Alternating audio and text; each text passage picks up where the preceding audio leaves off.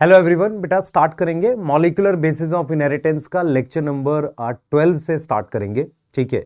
Lecture start करने से पहले मैं आपको थोड़ा सा आइडिया दे देता हूं। अभी सिर्फ आपके 55 डेज बचे हैं एग्जाम होने में।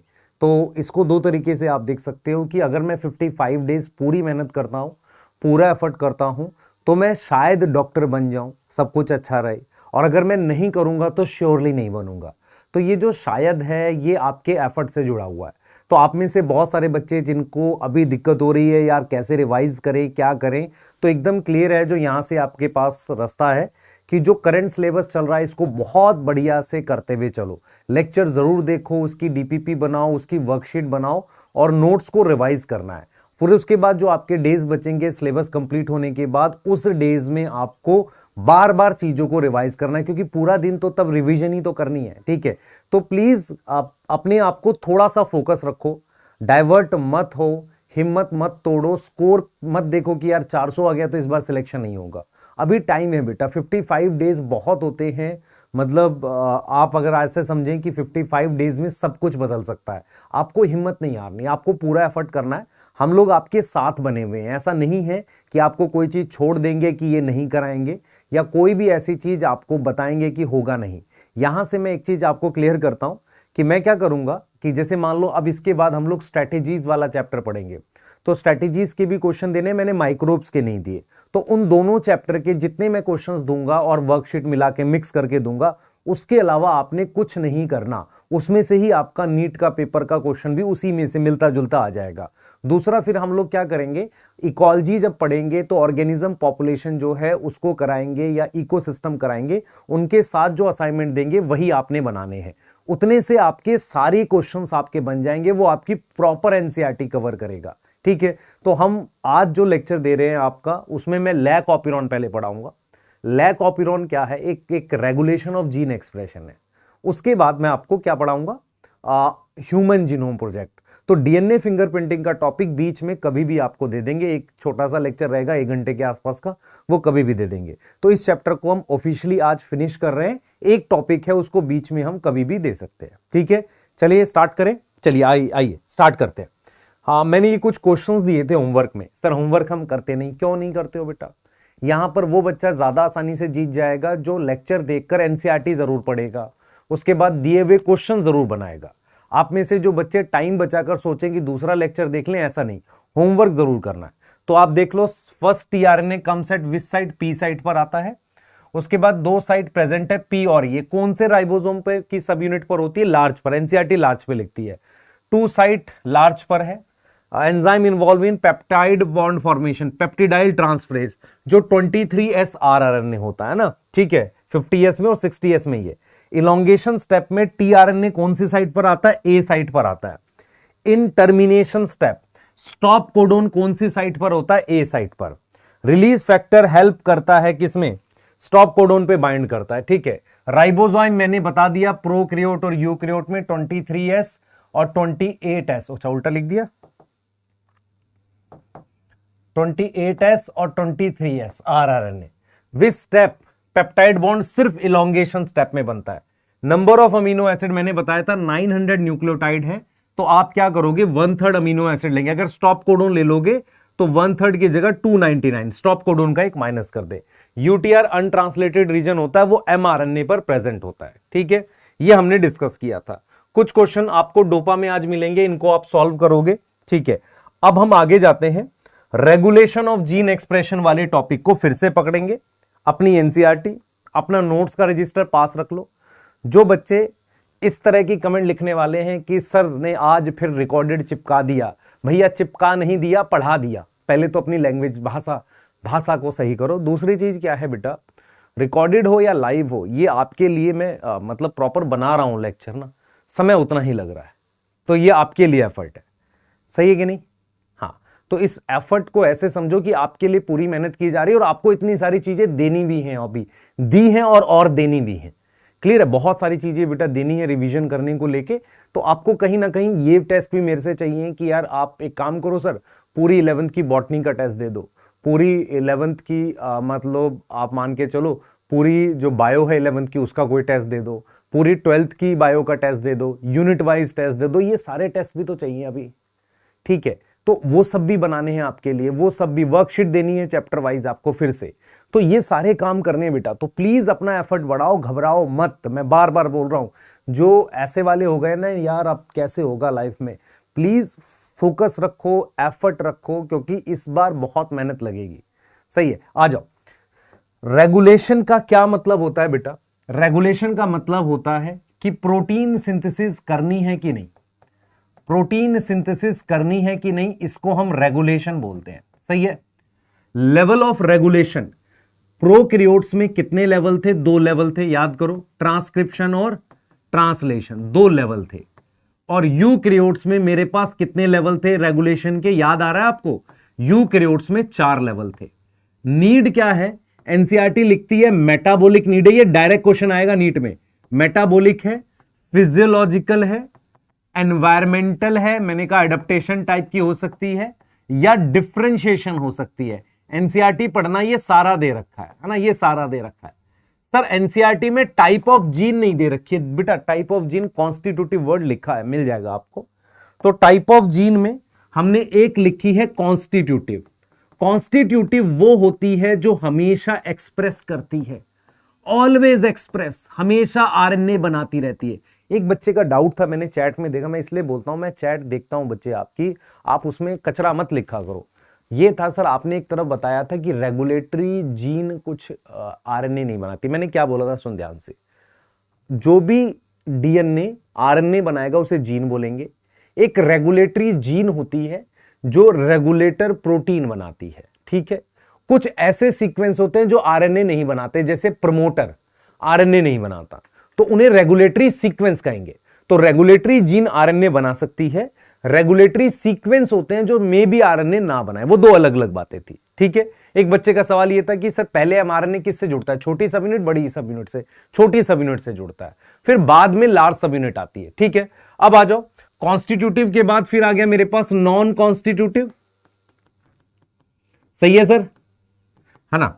उसके बाद मैंने कहा था स्ट्रक्चरल जीन जो एंजाइम बनाती है, और रेगुलेटर जीन रेगुलेटर प्रोटीन बनाती है। अब रेगुलेटर जीन 2 चीज बना सकती है, या तो वो रिप्रेसर बनाएगी, या वो क्या बनाएगी? एक्टिवेटर बनाएगी। कोई डाउट है इस बात में? नहीं सर। टाइप ऑफ कंट्रोल 2 तरीके का है, नेगेटिव और पॉजिटिव। तो नेगेटिव कंट्रोल किसकी वजह से होगा? रिप्रेसर की वजह से। एक्टिवेटर की वजह से कौन सा कंट्रोल होगा? पॉजिटिव। फिर मैंने आपको ऑपिरॉन मॉडल समझाया था, मैंने आपको बोला था कि प्रोकैरियोट्स में पॉलीसिस्ट्रॉनिक कंडीशन मिलती है। What is polycistronic? काफी सारे सिस्ट्रॉन का कॉमन प्रमोटर और टर्मिनेटर है।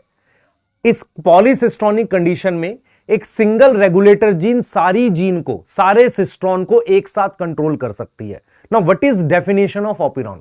ऑपिरॉन की डेफिनेशन है, ऑपिरॉन सबसे पहले सिर्फ प्रोकैरियोट्स में मिलता है, क्योंकि पॉलीसिस्ट्रॉनिक कंडीशन ही प्रोकैरियोट्स में मिलती है। तो ऑपिरॉन क्या होता है? A group of single regulator gene control more than 1 structural gene. तो हम लिख सकते हैं single regulator gene, single regulator gene control more than 1 structural gene. ऐसा तभी पॉसिबल है जब पॉलीसिस्ट्रॉनिक कंडीशन हो। क्या यहां तक क्लियर हो गया? दिमाग में बैठा बिल्कुल। अब आगे चलेंगे और लैक ऑपिरॉन पढ़ेंगे, ठीक है। लैक ऑपिरॉन पढ़ेंगे, बहुत इंपॉर्टेंट है, इससे क्वेश्चंस आते हैं। सबसे पहले मीनिंग ऑफ ऑपिरॉन में ऑलरेडी लिख चुका हूं, ठीक है, मैं लिख चुका हूं। ऑपिरॉन का मतलब है, यहां से आप लिखेंगे आज single regulator gene control. Control समझ में आता है? इसका मतलब ऑपिरॉन एक प्रकार का कंट्रोल है, कंट्रोल मल्टीपल, एक से ज्यादा स्ट्रक्चरल जीन। और मल्टीपल स्ट्रक्चरल जीन अगर प्रमोटर में प्रेजेंट है तो उसे पॉलीसिस्ट्रॉनिक कंडीशन कहते हैं। Now what is lac operon? Lac operon क्या है? लैक ऑपिरॉन क्या है एग्जैक्टली? कि मेरे पास कुछ ग्रुप ऑफ, देखो लैक ऑपिरॉन में क्या होगा, लैक ऑपिरॉन क्या होगा, हम क्या पढ़ेंगे, एक ऑपिरॉन मॉडल पढ़ेंगे which control metabolism of lactose. Metabolism का क्या मतलब है? यूज करना, किसका? लैक्टोज का। सही है सर। अब आपको क्या करना है बेटा, साइंटिस्ट का नाम यहां याद करना है, जैकब एंड मोनार्ड। ये दो साइंटिस्ट थे, ठीक है।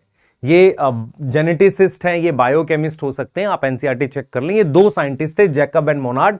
इन्होंने एक लैक्टोज को किस तरीके से मेटाबोलाइज करते हैं, इस तरह का कंट्रोल ई कोलाई में पढ़ाया। तो हम लैकोपिरॉन के बारे में अभी आपको बता देते हैं। लैकोपिरॉन एक तरह का नेगेटिव रेगुलेशन है, ठीक है। कैसा रेगुलेशन है? नेगेटिव रेगुलेशन है। और इंड्यूसिबल ओपिरॉन है। सर ये मतलब नहीं समझ में आया, बाकी तो ठीक है। तो आपको ये ठीक है, ओपिरॉन का मतलब समझ में आ गया। लैक ओपिरॉन का मतलब कहीं ना कहीं हम लैक्टोज मेटाबॉलिज्म की बात करेंगे। लैक ओपिरॉन किसने दिया है? जैकब एंड मोनार्ड, ठीक है। ये दो बातें सर समझ नहीं आई, इसको मैं आगे अगली स्लाइड्स में बता रहा हूं, तो इतना नोट कर लो, पहले इतना नोट कर लो। लैक ओपिरॉन समझा रहा हूं, जल्दी से नोट करेंगे। हाँ सर, नोट कर लिया, ठीक है, नोट कर लिया। हाँ सर, कुछ खा लें अभी, पहले खा के नोट करें, पिटाई कर दूंगा। इधर ध्यान दे, कुछ बैठे उबासी ले रहे हैं, नहीं उबासी नहीं लेनी, इधर ध्यान देना, ठीक है। आगे आ भाई, इधर देख। अब मैं क्या कर रहा हूं, लैक ओपिरॉन किसमें स्टडी किया गया है, किसमें स्टडी हुआ है? ई कोलाई में। ई कोलाई क्या है भाई? ई कोलाई का पूरा नाम पूरी एनसीईआरटी में बायोटेक में लिखा हुआ है, Escherichia coli, studied in E coli. सबसे ज्यादा एक्सपेरिमेंट ई कोलाई, ईस्ट, इन पे किए गए हैं। चलिए आते हैं, आगे आ जाओ। ई कोलाई के बारे में कुछ जानते हैं, ई कोलाई के न्यूट्रिशन के बारे में जानते हैं। न्यूट्रिशन मतलब खाना, ठीक है। सबसे पहले ई कोलाई बैक्टीरिया है, उसका मेन सोर्स क्या है? उसका मेन सोर्स एनर्जी का है ग्लूकोज। मतलब अगर ग्लूकोज प्रेजेंट है तो कोई और शुगर यूज नहीं करेगा, इसे कहते हैं मेन सोर्स। मतलब तुम्हारी थाली में ग्लूकोज रखा हुआ है और साथ में लैक्टोज रखा हुआ है। मतलब तुम्हारी थाली में यहां पर बढ़िया एकदम मस्त पाव भाजी रखी हुई है और इधर रोटी रखी हुई है, तो तुम पाव भाजी खा रहे हो, ग्लूकोज खा रहे हो, समझ में आ रहा है? पाव वो नहीं खा रहे। लेकिन अगर पाव भाजी नहीं है तो फिर तुम्हारे पास रोटी खानी पड़ेगी। ऐसे ही सेम चीज है, प्राइमरी सोर्स क्या है? ग्लूकोज, ठीक है, क्लियर है। इफ ग्लूकोज एब्सेंट है तो दूसरा सोर्स यूज होगा, एब्सेंट है देन अदर सोर्स यूज होगा, कैन बी यूटिलाइज्ड। अब ये अदर सोर्स क्या हो सकता है? Lactose. Other source can be lactose. अब किस किस बच्चे को लैक्टोज के बारे में पता है, जरा ध्यान से देखें। लैक्टोज एक प्रकार का डायसैकराइड है, पता है सबको? लैक्टोज क्या है? डायसैकराइड है, ठीक है। उसमें ये जो बॉन्ड है, ये कौन सा बॉन्ड है? ग्लाइकोसिडिक बॉन्ड है, ग्लाइकोसिडिक बॉन्ड है, ठीक है। ये हम बात कर रहे हैं लैक्टोज की।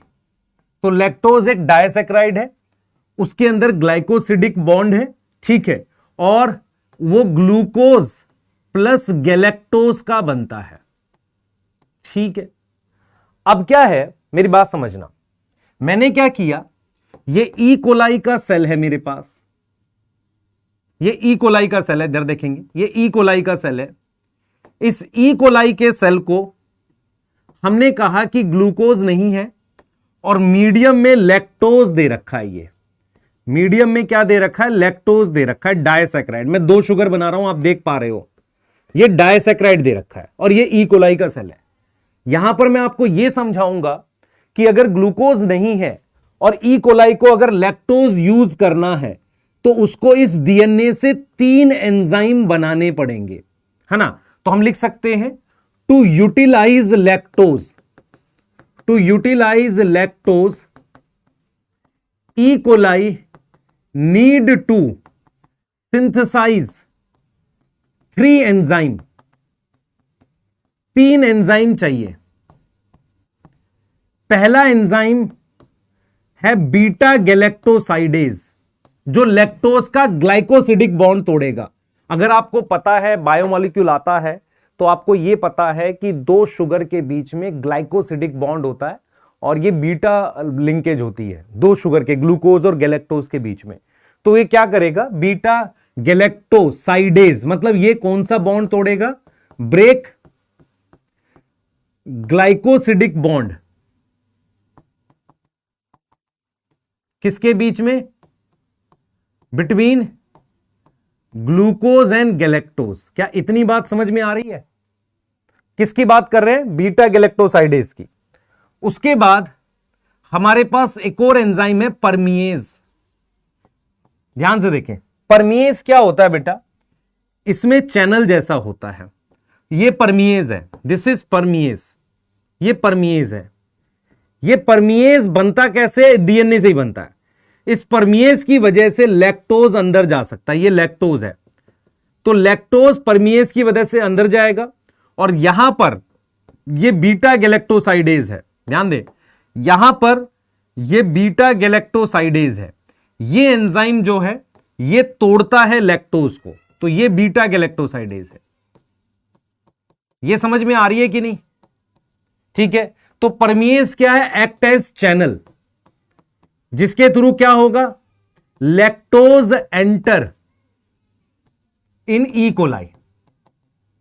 इतनी बात समझ में आ रही है? तो हम यहां पर क्लियर कर रहे हैं बीटा गैलेक्टोसाइडेज क्या है, परमिएज क्या है। तीसरा एंजाइम है ट्रांस एसिटाइलेज। ट्रांस एसिटाइलेज है, इधर देख बेटा। ट्रांस एसिटाइलेज क्या करेगा? ऐड करेगा एसिटाइल ग्रुप। ठीक है, कुछ ऐसा करता है। ठीक है, पर इसका प्रॉपर फंक्शन एनसीईआरटी नहीं देती। मेरी बात सुनो, मैं क्या बोल रहा हूं। ई कोलाई जो है वो मेनली ग्लूकोज यूज करती है, ये समझ में आ गया? ठीक है, अगर ग्लूकोज मीडियम में नहीं है तो वो लैक्टोज यूज कर सकती है। To use lactose it require 3 enzyme. First beta galactosidase, second permease और थर्ड है ट्रांस एसिटाइलेज। ये थर्ड एंजाइम चाहिए। ये तीनों एंजाइम कब चाहिए? जब लैक्टोज मीडियम में प्रेजेंट हो। तो मैं लिख सकता हूं इस बात को, मैं लिख सकता हूं कि व्हेन लैक्टोज प्रेजेंट, अगर लैक्टोज प्रेजेंट है then only E coli need all 3 enzyme. मेरी बात समझ में आई कि नहीं आई? हां सर आई। मतलब मेरा पॉइंट ये है कि मान लो तुम्हें क्या है, सैंडविच खानी है सॉस से, चटनी से, तो चटनी तभी चाहिए ना जब सैंडविच होगी। हाँ सर बढ़िया है। इसका मतलब अगर लैक्टोज है ही नहीं तो इस 3 एंजाइम का क्या करोगे? तो मैं आपको एक कंट्रोल पढ़ाऊंगा कि अगर लैक्टोज है तो कैसे ये एंजाइम बनते हैं, और अगर लैक्टोज नहीं है तो क्यों ये एंजाइम नहीं बनते। इस तरह के कंट्रोल को हम किस में पढ़ते हैं? लैक ऑपिरॉन में। लैक ऑपिरॉन क्या है? हम एक तरह का आपको कंट्रोल सिखाएंगे कि अगर लैक्टोज मीडियम में है, पर उसके लिए कंडीशन ये होनी चाहिए ग्लूकोज पहले से नहीं है। अगर ग्लूकोज नहीं है, उसके बाद अगर लैक्टोज मीडियम में है तो ये 3 एंजाइम बनने चाहिए, और लैक्टोज नहीं है तो ये तीनों एंजाइम नहीं बनने चाहिए, क्योंकि वेस्ट हो गया ना। बिना बात के क्यों बना रहे हो भाई? जब चटनी का क्या करोगे जब सैंडविच ही नहीं है? हाँ सर सही है, बढ़िया है। तो नोट करो पहले इसे, जल्दी से आगे चलेंगे। तो आपको लैक ऑपिरॉन में पढ़ना क्या है ये समझ में आ रहा है। और ऑपिरॉन सिर्फ किस में मिलते हैं? प्रोकैरियोट्स में। किस में मिलेंगे? प्रोकैरियोट्स में। चलिए आगे चलेंगे, नोट कर लो। हाँ नोट करो बेटा जल्दी से। हम बात कर रहे हैं ई कोलाई के न्यूट्रिशन की। चलिए आगे चलते हैं, नोट कर लो बेटा एक बार।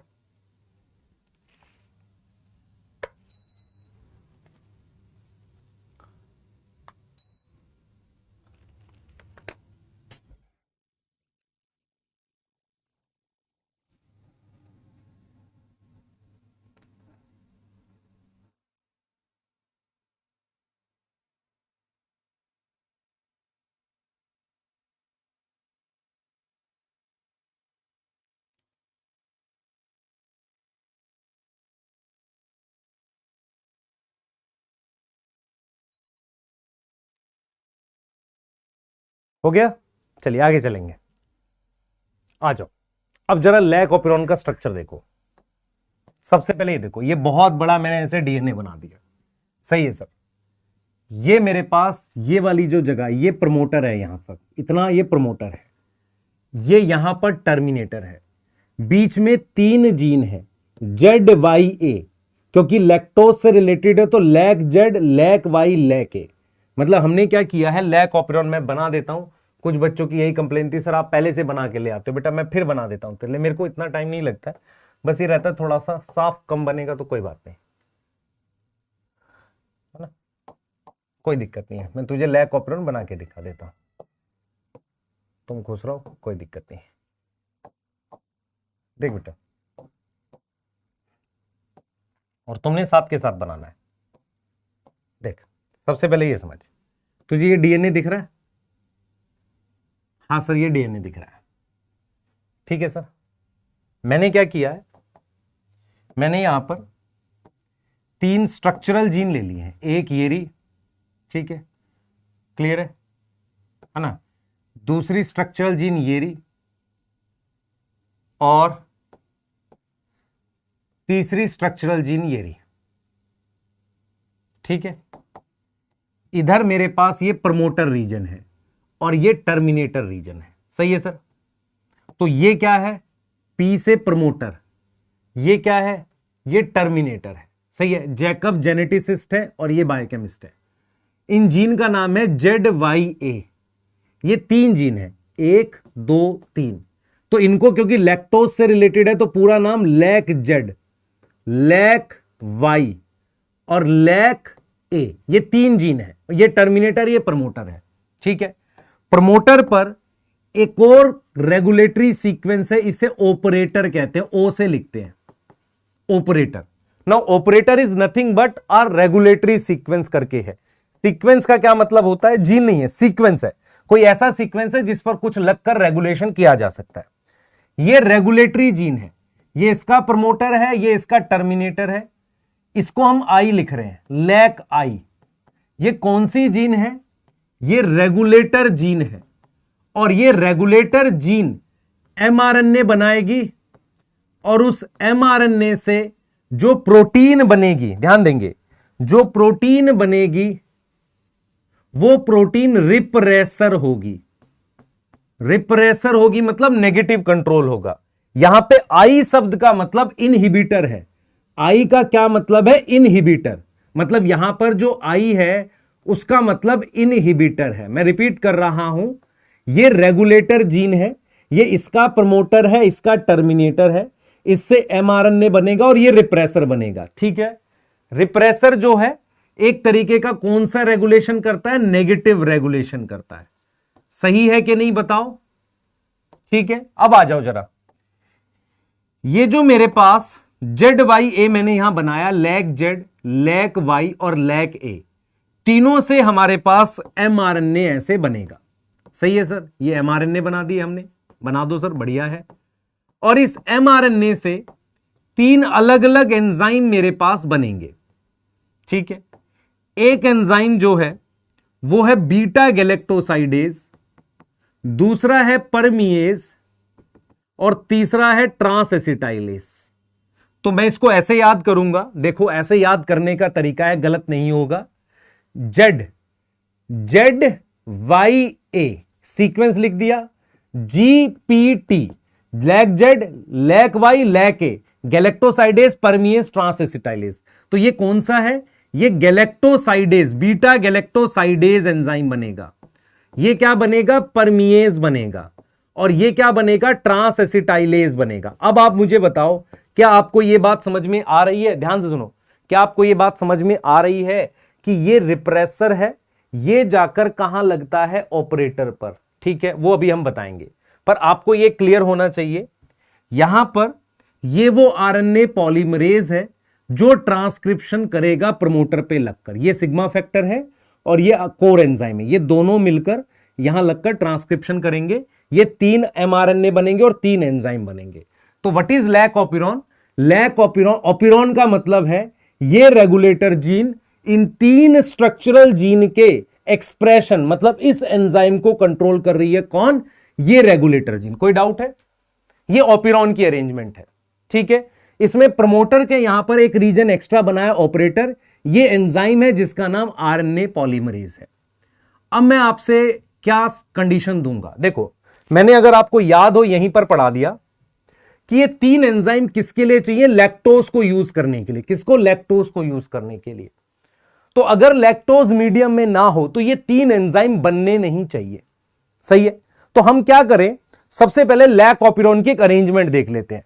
तो एक रेगुलेटर जीन जिसका नाम लैक आई है, ठीक है, क्लियर है, सही है, और उसने क्या बनाया, रिप्रेसर बनाया। ये रिप्रेसर क्या काम करेगा हम देख लेते हैं।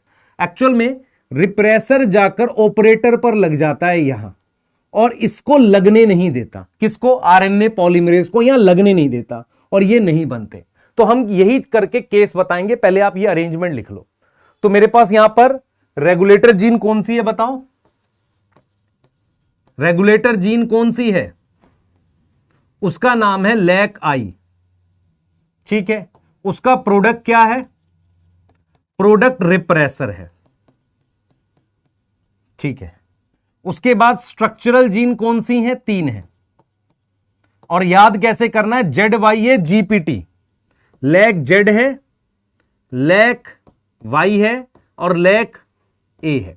इनके अपने 3 एंजाइम है, कर लेंगे ये चीज, ठीक है। इनके प्रोडक्ट यहां लिखेंगे, ठीक है। अब आगे चलते हैं और केस 1 लेते हैं। केस 1, सर कैसा केस है, एक बार नोट कर भाई, इसको पॉज करके नोट कर। सर नोट करने में समय लगता है, तो समय लगेगा ही, बायो पढ़ रहा है ना बेटा, बायो में थ्योरी और कॉन्सेप्ट दोनों है ना।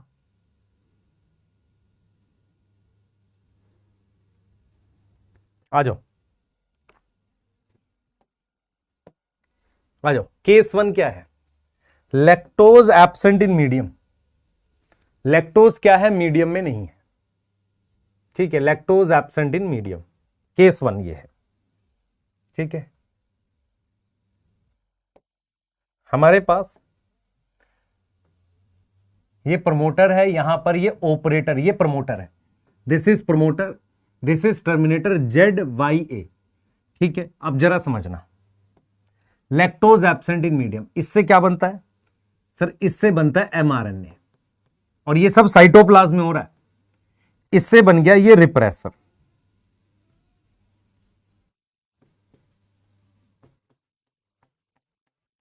देखो हम क्या कहेंगे, लैक्टोज मीडियम में नहीं है, एब्सेंट इन मीडियम।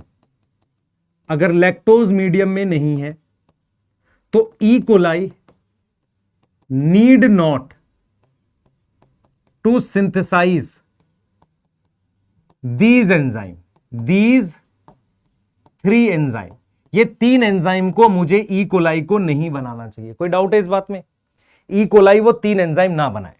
होता क्या है, repressor bind on operator, repressor किस पे जाके बाइंड करता है, ऑपरेटर पे। मतलब ये जो रिप्रेसर है ये जाकर बाइंड कर जाता है इस पे, यहां लग जाता है, और इसको लगने नहीं देता, किसको, आरएनए पॉलीमरेज को। इससे क्या होगा,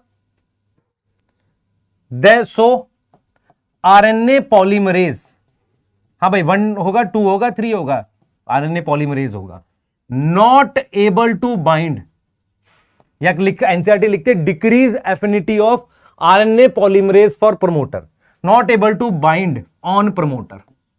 अगर वो प्रमोटर पर ही नहीं लगेगा तो क्या नहीं होगी, नो ट्रांसक्रिप्शन अकर, किसकी, कौन सी जीन की, occur for lac Z, lac Y और लैक ए। मतलब क्या हुआ, ना इससे एमआरएनए बनेगा, ना इससे एमआरएनए बनेगा, ना इससे एमआरएनए बनेगा, इन तीनों से कोई भी एमआरएनए नहीं बनेगा। क्या ये समझ में आ रही है। तो केस 1 है, लैक्टोज मीडियम में है ही नहीं, तो मुझे इन तीनों के एंजाइम नहीं चाहिए। अगर लैक्टोज मीडियम में नहीं है, तीनों के एंजाइम नहीं चाहिए, तो होता क्या है, जो ये रेगुलेटर प्रोटीन है रिप्रेसर, ये बाइंड करती है इस वाली जगह पर, ये आकर यहां लग जाती है, ऐसे ये यहां लग गई, तो ये यहां लग नहीं पाता। कौन, आरएनए पॉलीमरेज जो है वो यहां नहीं लग पाता। अगर आरएनए पॉलीमरेज यहां नहीं लगेगा तो इसकी ट्रांसक्रिप्शन नहीं होगी, सिंपल बात है, ठीक है, क्लियर है। अब मैं आपसे पूछना चाह रहा हूं कि ये कैसा रेगुलेशन हुआ, दिस इज नेगेटिव रेगुलेशन। क्यों नेगेटिव रेगुलेशन है, क्योंकि रिप्रेसर बंद कर रहा है, this is negative regulation. Reason why, why? क्योंकि रिप्रेसर क्या कर रहा है, रिप्रेसर क्लोज कर रहा है ओपिरॉन को, क्लोज ओपिरॉन। कोई डाउट है यहां तक? बताओ, यहां तक कोई डाउट है? सोच लो, डाउट नहीं होना चाहिए यहां तक। ठीक है, ये केस 1 है, ड्रॉ कर लो। अब केस 2 क्या होगा? केस 2 ये होगा कि आप मीडियम में ऐसे लैक्टोज डाल दोगे, तो आपको ये तीनों एंजाइम अंदर चाहिए। केस 2 यही होगा कि आपने क्या किया, ये बीकर है, इस बीकर में ये ई कोलाई है, आपने मीडियम में क्या डाल दिया, लैक्टोज डाल दिया, ये लैक्टोज मीडियम में डाल दिया। अब लैक्टोज मीडियम में डाल दिया तो मुझे एंजाइम चाहिए। ठीक है, नोट कर लो पहले पॉज करके। केस 1 ये था, केस 2 ये है। देखो, इससे मेरे पास एमआरएनए बना, और एमआरएनए से क्या बनेगा, ये रिप्रेसर बन गई, ऐसे, ये रिप्रेसर है।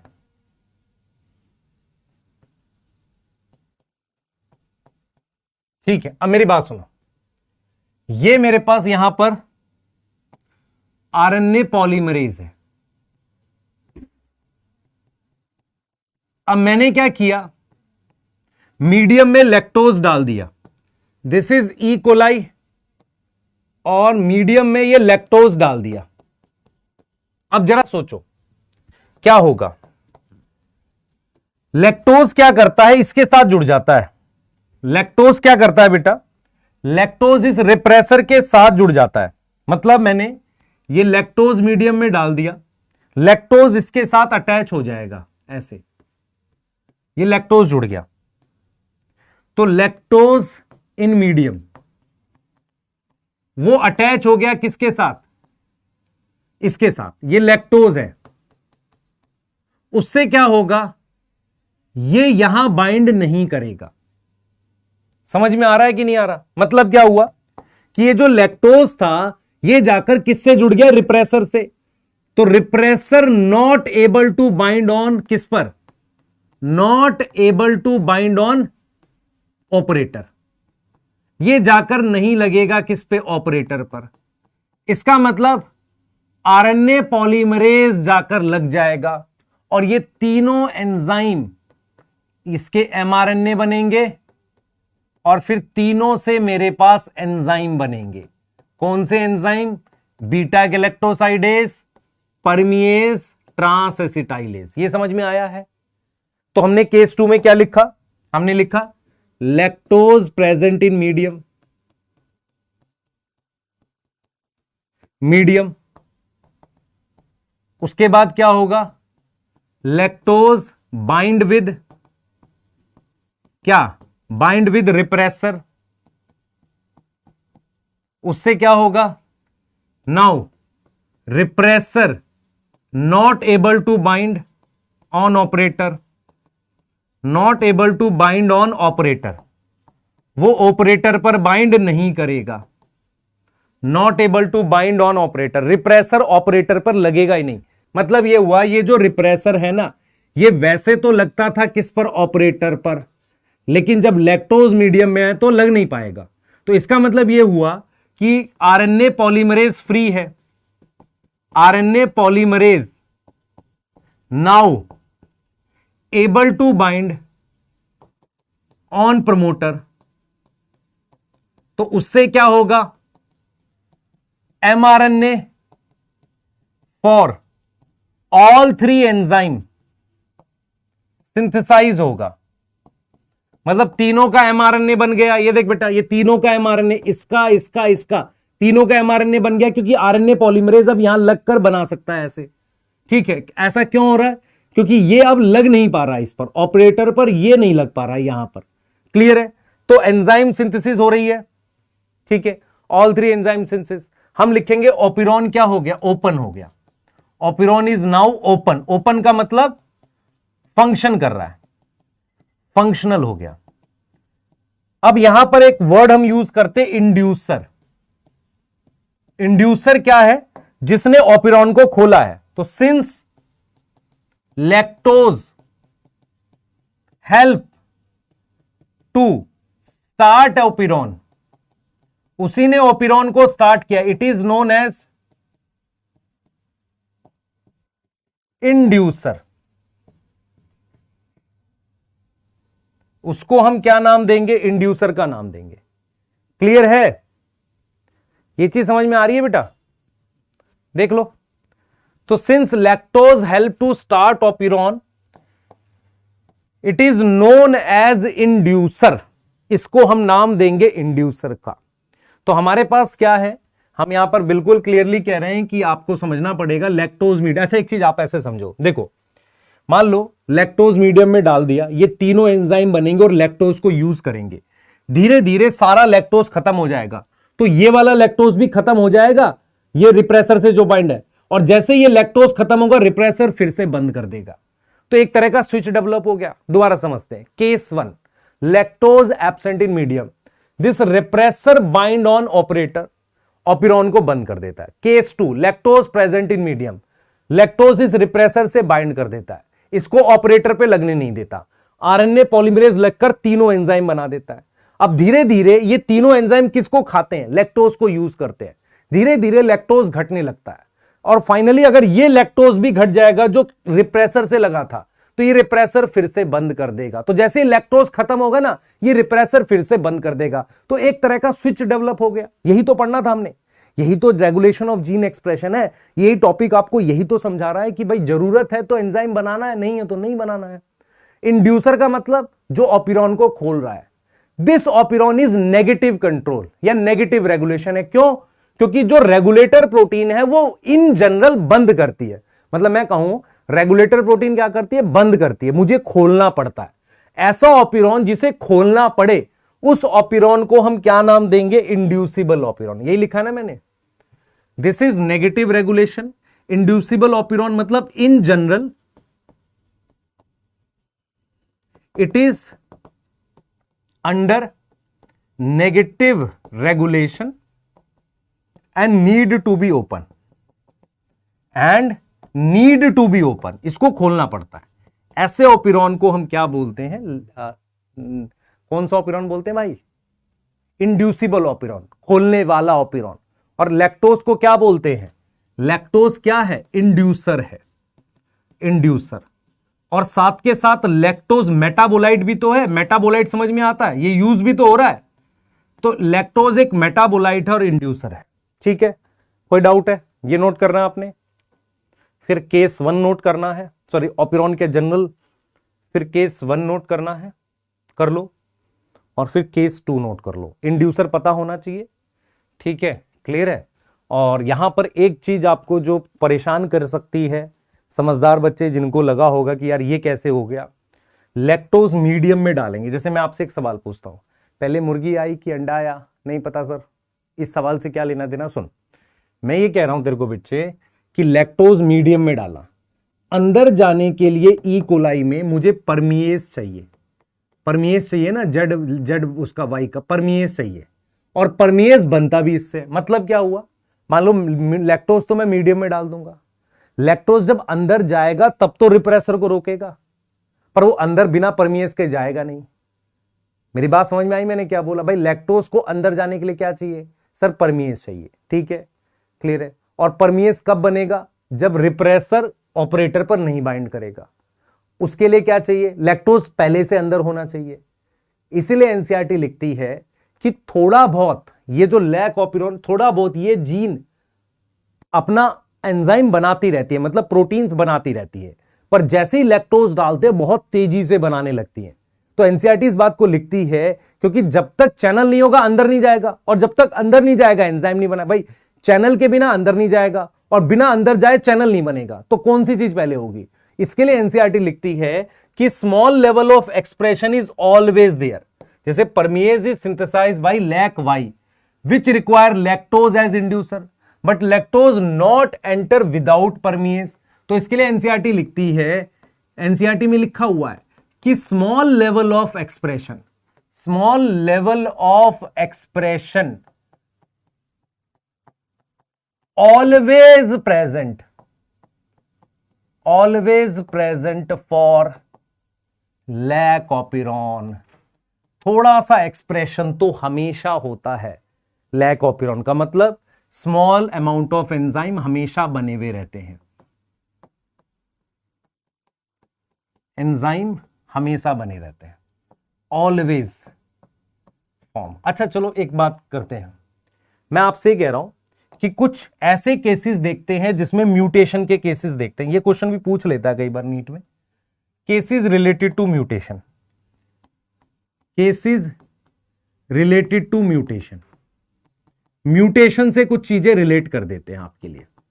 मान लो अगर म्यूटेशन हो जाए किसमें, म्यूटेशन इन लैक आई में हो जाए तो क्या होगा, नो रिप्रेसर, रिप्रेसर बनेगा, खराब बनेगा या नहीं बनेगा, सही है, रिप्रेसर बनेगा ही नहीं, तो उससे क्या होगा, ऑपिरॉन ऑलवेज ओपन, चाहे लैक्टोज हो, लैक्टोज प्रेजेंट और नॉट, उससे फर्क नहीं पड़ेगा। तो अगर मैं आपको कहूं कि लैक आई जीन जो एक रेगुलेटर जीन है, अगर रेगुलेटर जीन को, मेरी बात सुनना ध्यान से, देख बच्चे मेरी बात समझ, रेगुलेटर जीन का प्रोडक्ट उसे बंद करता है, तो अगर ये प्रोडक्ट खराब हो जाएगा तो हमेशा खुला रहेगा। मेरी बात समझ में आ रही है, बोल बेटा, सही है। अब देख जरा, अगर मैं म्यूटेशन कर दूं, mutation in lac Z, lac Z में म्यूटेशन करवा दो तो क्या होगा, no breakdown of lactose, no breakdown of lactose, तो लैक्टोज यूज ही नहीं होगा, नॉट यूटिलाइज। तो ये कुछ ऐसा रहेगा कि लैक ऑपिरॉन अभी बंद है, रिप्रेसर की वजह से आप लैक्टोज ऐड करोगे, थोड़ा सा लैक्टोज डालोगे, ऑपिरॉन खुल जाएगा, फिर कभी बंद ही नहीं होगा क्योंकि लैक्टोज खर्च नहीं हो रहा है। अगर खर्च होता तभी तो रिप्रेसर पे से हटता, ये समझ में आया। तो म्यूटेशन इन लैक जेड से क्या होगा, और अगर मैं म्यूटेशन वाई में कर दें, mutation in lac Y, Z Y Y, lac Y, तो लैक वाई क्या कर रहा है, परमिएज नहीं बनेगा, परमिएज नॉट फॉर्म, उससे क्या होगा, उससे क्या होगा, no lactose enter into cell, cell में एंटर ही नहीं करेगा क्योंकि चैनल नहीं है ना। तो ये कुछ केस होते हैं जो म्यूटेशन से रिलेटेड होते हैं, ये भी पूछता है, नीट में पूछ सकता है बेटा, ठीक है। तो मैंने आपको लैक ऑपिरॉन बता दिया है, ठीक है। ट्रिप्टोफान ऑपिरॉन पहले आता था, पर मैं मतलब बताना चाहूं, आपकी मर्जी है, 1-2 मिनट में बताऊंगा, ऑल्दो नॉट इन एनसीईआरटी, और आएगा नहीं। एक लाइन एनसीईआरटी ने लिखा है कि लैक ऑपिरॉन पॉजिटिव कंट्रोल के अंडर भी है, ये हमने नेगेटिव कंट्रोल पढ़ा है लैक ऑपिरॉन का, रिप्रेसर के थ्रू कौन सा कंट्रोल पढ़ा है, नेगेटिव, ये पॉजिटिव कंट्रोल के अंडर भी है, तुम्हारे सिलेबस में नहीं तो मत करो। 2012 या 13 में एम्स में एक क्वेश्चन आया था, पर एम्स तो अब नीट के थ्रू चला गया, तो उस लेवल को हमें टच करने की जरूरत भी नहीं है एज सच, और वो आया था जब एनसीईआरटी से बाहर आता था, ठीक है। तो ट्रिप्टोफान ऑपिरॉन नॉट इन एनसीईआरटी, पर सुन लो क्या है, ट्रिप्टोफान क्या है आप बताओ जल्दी से, सर एक अमीनो एसिड है। तो ट्रिप्टोफान ऑपिरॉन में क्या होता है, ये 5 एंजाइम है, ये देखो ये 5 जीन है, 5 जीन, ये 5 एंजाइम बनाते हैं जो ट्रिप्टोफान की सिंथेसिस करते हैं, ट्रिप्टोफान की क्या करते हैं, सिंथेसिस करते हैं, सही है। और ये मान लो ये इसकी रेगुलेटर जीन है, तो रेगुलेटर जीन से ये जो रिप्रेसर बनता है, ये वीक रिप्रेसर बनता है, वीक होता है। तो हम ये लिखते हैं, मान लो केस 1, अगर ट्रिप्टोफान एब्सेंट है तो सेल को बनाना चाहिए बाहर, सेल नीड टू सिंथेसाइज, भाई बाहर से नहीं दोगे, मैं आपसे कह रहा हूं कि बाहर से खाना नहीं लाया आप मार्केट से, तो घर बनाना पड़ेगा ना। ऐसे ही ट्रिप्टोफान अगर बाहर से नहीं आया तो अंदर बनाना पड़ेगा ना, सिंथेसाइज ट्रिप्टोफान। उस केस में क्या होता है, ये जो वीक रिप्रेसर है, वीक रिप्रेसर ऑपरेटर पर नहीं बाइंड करता, not bind on operator, operator पे बाइंड नहीं करता, समझ में आ रहा है। अब देखो, अब केस 2 में क्या होगा, ट्रिप्टोफान डाल दो, सर ये समझ कम आ रहा है, पर बेटा देख मेरी बात समझ, ट्रिप्टोफान एक अमीनो एसिड होता है, ये 5 एंजाइम ट्रिप्टोफान मतलब बनाने के लिए चाहिए। तो अगर बाहर से ट्रिप्टोफान दे दूं तो मुझे ये एंजाइम नहीं बनाने चाहिए ना, क्योंकि ये एंजाइम ट्रिप्टोफान बना रहे हैं। तो मैंने क्या लिखा है कि ट्रिप्टोफान एब्सेंट कहां पर, मीडियम में। अगर मीडियम में ट्रिप्टोफान नहीं है तो ये जो रिप्रेसर है ना, ये ऑपरेटर पे बाइंड ही नहीं कर पाता। लेकिन अगर ट्रिप्टोफान मीडियम में है, मीडियम में है, तो रिप्रेसर से आके लगकर उसे स्ट्रॉन्ग रिप्रेसर बना देता है। तो क्या होगा, tryptophan plus repressor strong repressor हो जाएगा।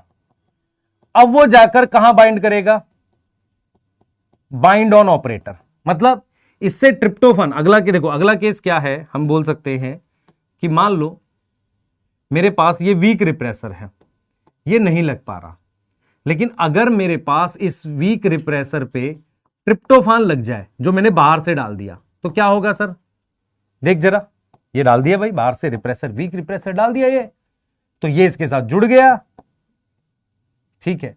तो ये क्या हो गया, अब स्ट्रॉन्ग रिप्रेसर हो गया। अब स्ट्रॉन्ग रिप्रेसर जाकर बंद कर सकता है, बाइंड ऑन ऑपरेटर, और ऑपिरॉन को बंद कर देगा, क्लोज ऑपिरॉन। तो इसलिए ट्रिप्टोफान को मदद कर रहा है ना रिप्रेसर में, तो इसलिए ट्रिप्टोफान को को रिप्रेसर कहते हैं, इंड्यूसर नहीं कहते, क्योंकि खोल थोड़ी रहा है भाई। देखो मेरी बात सुनो, ये रेगुलेटर प्रोटीन बंद करती है किसको, ओपिरॉन को। अभी लैक ऑपिरॉन के केस में बंद करती है, कौन रोकता है, लैक्टोज रोकता है, तो लैक्टोज इंड्यूसर हो गया। ट्रिप्टोफान ऑपिरॉन में ये वीक रिप्रेसर है, बंद नहीं कर पाती, इसकी मदद करनी पड़ेगी। तो मदद करने वाले को कहते हैं सहपाठी को। तो को रिप्रेसर का मतलब जो क्या करता है, यहां लगकर रुकवाता है ऑपिरॉन को, क्योंकि ट्रिप्टोफान जब बाहर से दे रहे तो बनाने की क्या जरूरत है। आ रही है बात समझ, ठीक है। ऑल्दो ये सिलेबस में नहीं है, सिर्फ आपको ये आ सकता है क्वेश्चन कि को रिप्रेसर कौन है। को रिप्रेसर है ट्रिप्टोफान, ठीक है, क्लियर है, सही है, ठीक है। तो ये लिख लो, नोट कर लो। आगे पढ़ते हैं, ह्यूमन जीनोम प्रोजेक्ट।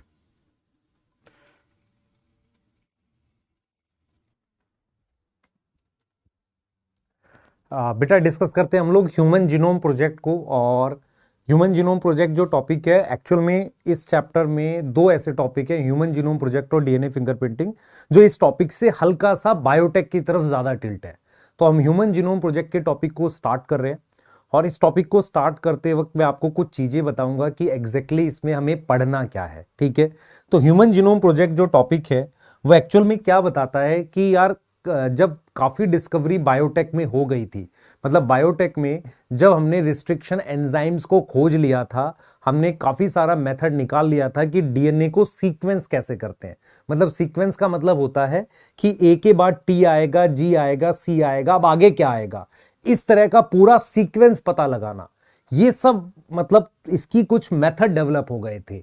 तब क्या किया, 1990 में साइंटिस्ट लोगों ने एक प्रोजेक्ट स्टार्ट किया, जिसमें उन्होंने सोचा क्यों ना किसी हैप्लॉइड सेल के पूरे डीएनए को सीक्वेंस किया जाए। मतलब किसी भी ह्यूमन के सेल को ले लेते हैं, नॉर्मली एक हैप्लॉइड सेल ले लेते हैं, और एक्स और वाई दोनों को लेते हैं। मतलब ऐसा नहीं को हैप्लॉइड में या तो एक्स होगा या वाई होगा, पर एक्स और वाई दोनों को लेकर लगभग 24 क्रोमोसोम के डीएनए को सीक्वेंस किया जाए। तो ह्यूमन जीनोम प्रोजेक्ट को लेकर कुछ बेसिक आइडिया मैं आपको दे देता हूं। ह्यूमन जीनोम प्रोजेक्ट कैसे स्टार्ट हुआ, बायोटेक 1980 1980 के आसपास काफी ज्यादा डेवलप कर चुकी थी। इस डेवलपमेंट के बाद लोगों ने सोचा, कुछ साइंटिस्ट लोगों ने सोचा क्यों ना हम ह्यूमन जीनोम को पूरा सीक्वेंस करते हैं। जब हम जीनोम की परिभाषा या जीनोम की डेफिनेशन लेते हैं तो मेरे दिमाग में आता है what is genome, haploid set of chromosome. मतलब किसी भी सेल में जो हैप्लॉइड सेट है क्रोमोसोम का, उसे जीनोम कहते हैं। अगर मैं उसके डीएनए को सीक्वेंस करके बताऊं तो मुझे आइडिया लग जाएगा कि दो ह्यूमन में कहां कहां अंतर होता है। फॉर एग्जाम्पल, मान लो मेरे पास ये एक पेज है पूरा, इसमें मैंने पूरा डीएनए का सीक्वेंस लिख दिया। ये दूसरा ह्यूमन है, उसके डीएनए के सीक्वेंस को एक पेज पे लिख दिया, तो बहुत सारा सीक्वेंस दोनों ह्यूमन का सेम होगा और काफी सारा उसमें डिफरेंस भी मिलेगा। तो ह्यूमन जीनोम प्रोजेक्ट टॉपिक में मुझे क्या क्या टॉपिक पढ़ रहे हैं वो बता रहे हैं, पर इस टॉपिक को पढ़े क्यों रहे हैं ये मैंने आपको बता दिया, क्योंकि बायोटेक में काफी डेवलपमेंट हो गई थी। 1980s में पीसीआर वगैरह आ गया था, और उसके बाद मतलब हम रिस्ट्रिक्शन एंजाइम खोज चुके थे, हम डीएनए सीक्वेंसिंग का मेथड खोज चुके थे। उसके बाद 1990 में 1990 में एक प्रोजेक्ट स्टार्ट होता है जिसको काफी सारे कंट्रीज फंड करती हैं, जिसे हम ह्यूमन जीनोम प्रोजेक्ट कहते हैं। तो इसमें हमें क्या क्या टॉपिक पढ़ने हैं मैं वो आपको गाइड कर देता हूं। सबसे पहले हमें इससे पढ़ना है, ये मेगा प्रोजेक्ट है। मेगा प्रोजेक्ट का मतलब ये काफी ज्यादा बड़ा प्रोजेक्ट है। दूसरा, इसके गोल आपको बताने हैं। मतलब क्या हुआ, जब हम कोई बड़ा प्रोजेक्ट स्टार्ट करते हैं तो उसके कुछ गोल्स डिसाइड करते हैं। ऐसा नहीं होता कि हम डायरेक्टली उसे स्टार्ट कर देते हैं। फॉर एग्जांपल, जैसे इंडिया में जब आधार कार्ड बनाने का प्रोजेक्ट स्टार्ट हुआ तो उसके कुछ गोल रहे होंगे कि हम हर एक इंसान को आधार कार्ड से लिंक कर लेंगे, उनके बैंक अकाउंट को, उनको एक यूनिक आइडेंटिटी देंगे। तो स्टेप वाइज कुछ गोल्स बनाए जाते हैं। ऐसे ही बड़े प्रोजेक्ट में हमेशा गोल्स होते हैं। फिर उसके कुछ मेथड होते हैं। मेथड मतलब किस तरीके से वो प्रोसेस वो अचीव किया जाएगा। और फिर मेरे पास उसकी कुछ फाइंडिंग्स आती हैं। जब वो आप गोल पूरा कर लेते हो, उसके फाइंडिंग्स आती हैं जिसे हम फीचर कहते हैं। और फाइनली आपके पास उसकी कुछ एप्लीकेशंस आती हैं और उसके साथ कुछ फ्यूचर के चैलेंज होते हैं। क्या ये समझ में आ रहा है? तो सबसे पहले हम ये जान लेते हैं कि ह्यूमन जीनोम प्रोजेक्ट की मुझे नीड कैसे पड़ी और कैसे ये सारा कुछ डेवलप होता है। तो हम ये समझते हैं कि मान लो ह्यूमन ए है, ध्यान देंगे, ह्यूमन ए है और ह्यूमन बी है। ये दो अलग अलग ह्यूमन है। इनमें काफी सारी सिमिलैरिटीज होती हैं, मैनी सिमिलैरिटीज, पर कुछ डिफरेंसेस भी हैं। तो हम चाहते हैं कि क्यों ना किसी एक के डीएनए को पूरा सीक्वेंस करके पता लगाएं कि यार डीएनए का क्या सीक्वेंस बनता है। पर ह्यूमन जीनोम प्रोजेक्ट जब स्टार्ट हुआ था, मैं आपको क्लियर कर देता हूं, हमारे पास क्या है, हम क्लियरली बोल रहे हैं कि दो ह्यूमन के बीच में काफी ज्यादा सिमिलैरिटी और डिससिमिलैरिटी होती है डीएनए सीक्वेंस में। तो हुआ ये था बेटा, with the discovery of biotech, with the discovery of techniques in biotech,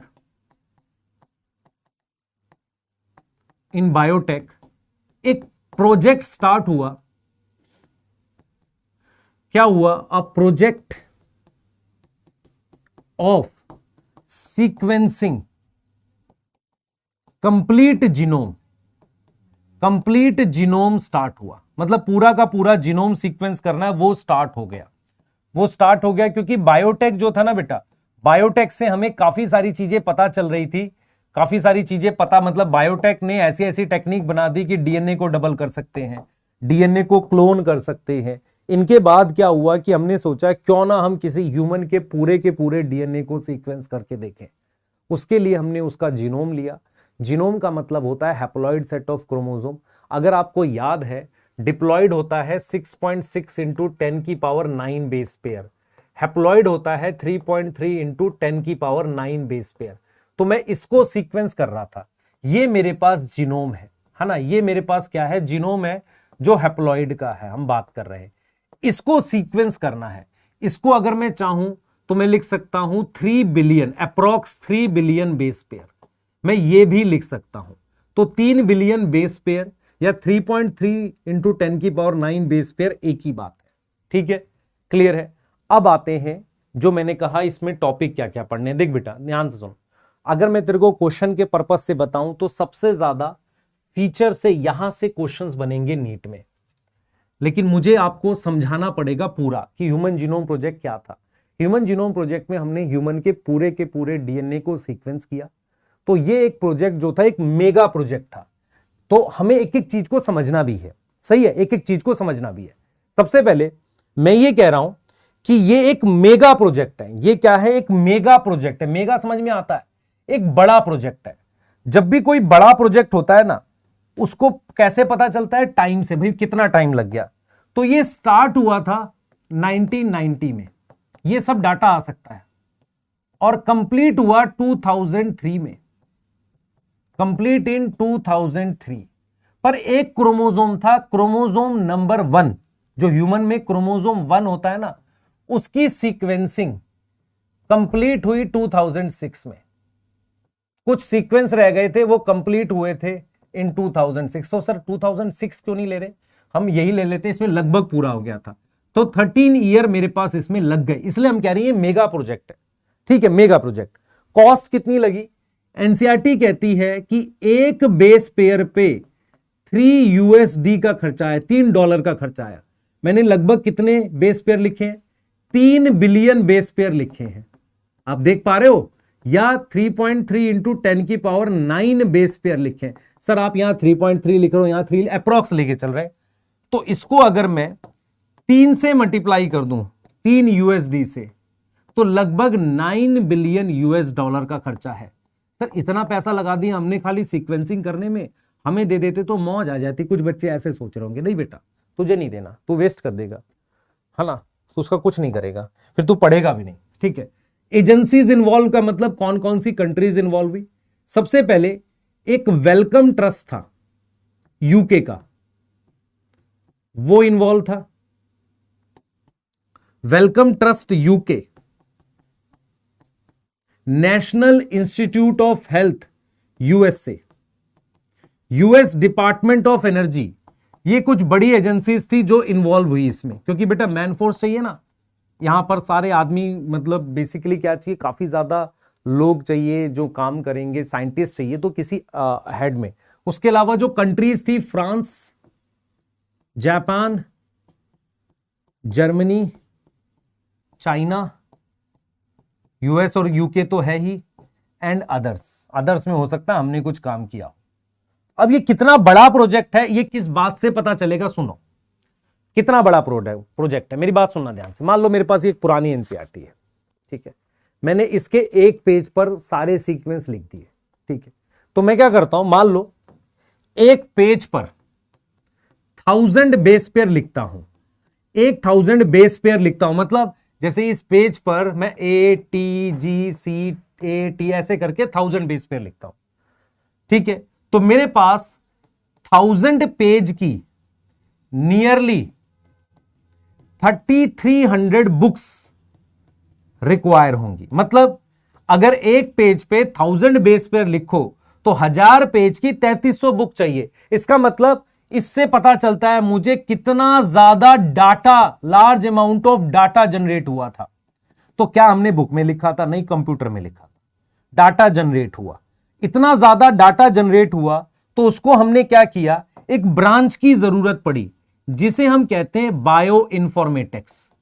तो बायो इन्फॉर्मेटिक्स क्या होती है बेटा? एक ऐसी ब्रांच होती है बायो की जिसमें आप कंप्यूटर में डाटा डालकर बायोलॉजिकल डाटा, मतलब जो बायो से रिलेटेड डाटा है, उससे आप कुछ ना कुछ मीनिंग्स निकालते हो। जैसे जो मेंडल ने काम किया था, तो उस वक्त बायो इन्फॉर्मेटिक्स नहीं थी, नहीं उन्हें भी जरूरत पड़ती। तो ये वो ब्रांच है, branch which deals with data analysis, ऐसा कुछ कर रहा है, इसे बायो इन्फॉर्मेटिक्स कहते हैं। तो आपको समझना पड़ेगा ये बड़ा प्रोजेक्ट है, इसमें समय लगा, इसमें पैसे लगे, लोग लगे, कितना बड़ा प्रोजेक्ट है, इतना डाटा जनरेट हुआ। ठीक है, तो अब बात कर लेते हैं गोल की, क्योंकि बड़ा प्रोजेक्ट है ना, गोल तो रहा होगा, कुछ ना कुछ हमने सोच के किया होगा। तो सबसे पहले जो गोल है ना बेटा इसके, देखो गोल हम लोग थोड़ा सा इसमें बता भी देते हैं एनसीईआरटी में। आप अगर देखोगे, genetic makeup of an organism of individual lies in the DNA sequence if two individual differ है। कह रहा ना कि भाई सब कुछ उसके डीएनए सीक्वेंस में, जैसे मान लो आप में जो डीएनए है, मेरे में डीएनए अलग अलग है, पर कुछ सिमिलरिटी है। तो हमने क्या किया, एक सिंगल ह्यूमन का कोई डीएनए पूरा सीक्वेंस करके देख लेते। ठीक है, क्लियर है। और ये तभी पॉसिबल हुआ जब जेनेटिक इंजीनियरिंग वगैरह डिस्कवर हो गई थी। ठीक है, आगे आ जाते हैं, ये गोल्स हैं बेटा। देखो सबसे पहले गोल ऐसे डिसाइड हुआ कि भाई ह्यूमन के डीएनए में, जीनोम में टोटल कितनी जीन है, तो उन जीन को पता करो, आइडेंटिफाई लगभग इतनी जीन्स को पता करो। एक्चुअल में अलग आई थी, पर शुरुआत तो ऐसे ही करोगे ना भाई, इतनी जीन से पता करो। दूसरा ये पता करो कि ए के बाद टी आएगा, जी आएगा, जी सी, ये सीक्वेंस पता करो। तो जितने भी 3 बिलियन बेस पेयर हैं उनका सीक्वेंस पता करो, कौन किसके बाद आएगा। यही तो जीनोम है, यही तो जीनोम सीक्वेंस है। तो सबसे पहले क्या करो भाई, टोटल देखो, सबसे पहले तो जीनोम को सीक्वेंस करेंगे, मतलब कौन किसके बाद आएगा वो पता करो। दूसरा, उस जीनोम में कितनी जीन्स हैं, मतलब टोटल ह्यूमन का जो डीएनए है, जैसे मान लो ये टोटल डीएनए है, इस टोटल डीएनए में ये सीक्वेंस पता करो। फिर बताओ कि यहां पर कितनी जीन्स है वो पता करो। उसके बाद इस इंफॉर्मेशन को कंप्यूटर में स्टोर करो। तो लिखो, store this information in database. Database मतलब कंप्यूटर में स्टोर करो। फिर क्या करो, कुछ ऐसे प्रोग्राम बनाओ, प्रोग्राम मतलब कुछ ऐसे सॉफ्टवेयर डेवलप करो जो इस डाटा को एनालाइज कर सके। मैं आपसे कहूं कि भर भर के डाटा कंप्यूटर में लिख दो, अगर उसको आप एनालाइज नहीं कर सकते उसका कोई मीनिंग थोड़ी है। तो आप क्या करो, डाटा को एनालाइज कर सको। एनालाइज समझ में आता है, उस डाटा का कोई ना कोई मीनिंग निकाल सको, सोचो। ठीक है, अब क्या करना है बेटा, देखो जब भी हम कोई रिसर्च करते हैं ना, आपको शायद ये पता नहीं है, ये पता चलेगा आगे जाके। रिसर्च एक्चुअल में फायदा तब करती है जब वो कमर्शियल एस्पेक्ट भी हो। मतलब मान लो मैं कुछ ऐसा खोज रहा हूं जिससे कुछ बनेगा ही नहीं, मतलब लोगों को बेनिफिट नहीं पहुंचेगा नहीं। हम मान लो बड़ी बड़ी कंपनीज में, ड्रग्स कंपनी, दवाइयों की कंपनियां क्यों आती हैं? क्योंकि वो मेडिसिन जब बिकती है तो लोगों उसके लिए पैसे देते हैं ना। ये जो रिसर्च हम कर रहे थे, इस रिसर्च की इंफॉर्मेशन को मुझे किस में ट्रांसफर करना है? कमर्शियल एस्पेक्ट में, मतलब इस ट्रांसफर करना अदर सेक्टर में, सच एज इंडस्ट्री में करना है इस उसको। दूसरा क्या होता है, एक लास्ट चीज होती है जो हर प्रोजेक्ट के साथ होती है, चाहे आप डैम भी बनाओ। अगर आप बड़ा डैम बना रहे हो, डैम पता है, पुल बना रहे हो या बड़ा बांध बना रहे हो, कुछ भी डैम भी बना रहे हो, उसके साथ हमेशा ELSI जुड़ा रहता है, इथिकल, लीगल, सोशल इशू। मतलब जैसे मान लो डैम बना रहे हैं, तो इस प्रोजेक्ट के साथ भी कुछ इथिकल इशू है। क्या ह्यूमन का जीनोम सीक्वेंस करना चाहिए? क्या हम भगवान के, गॉड के अगेंस्ट जा रहे हैं? क्या हमें करना चाहिए? लीगल इशू भी है, क्या जिसका जीनोम सीक्वेंस कर रहे हैं उससे परमिशन ली थी? सोशल इशू है, इससे सोसाइटी पे क्या फर्क पड़ेगा? क्या मतलब कुछ गड़बड़ होगी सोसाइटी में? ऐसे ही डैम बनाया, इथिकल इशू क्या है? क्या जानवर मर जाएंगे? वो इथिकल है। लीगल क्या है? अब जो लैंड डूब जाएगी वो किन लोगों की थी, है ना? सोशल इशू क्या है? गांव रहेंगे नहीं रहेंगे? तो ये सब हमेशा किसी बड़े प्रोजेक्ट के साथ होता है, उसे ELSI कहते हैं। तो सबसे पहले मुझे जीन पता करनी है, मुझे टोटल सीक्वेंस पता करना है, उस डाटा को कंप्यूटर में स्टोर करना है। कंप्यूटर में स्टोर करने के बाद मुझे कुछ सॉफ्टवेयर बनाने हैं ताकि उस डाटा को यूज कर सकूं, और फाइनली मुझे उसको इंडस्ट्री में ट्रांसफर करना है। और ELSI के लिए देखना है, इथिकल, लीगल, सोशल इश्यूज के लिए देखना है। अब तो ये हो गए गोल। अब सवाल ये उठता है कि क्या मैंने सिर्फ ह्यूमन का जीनोम सीक्वेंस किया, किसी और का? सबसे पहले तो मान लो हमने ह्यूमन का जीनोम सीक्वेंस कर लिया 2003 तक, क्या उसके बाद और भी जीनोम सीक्वेंस किए हैं क्या? हाँ, हमने किए हैं।